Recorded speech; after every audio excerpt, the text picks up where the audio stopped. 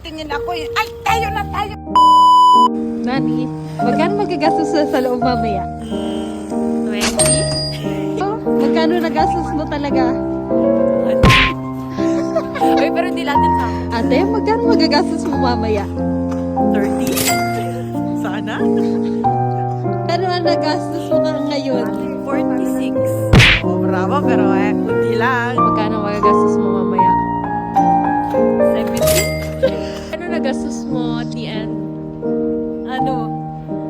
206. Ano magagastos mo mamaya?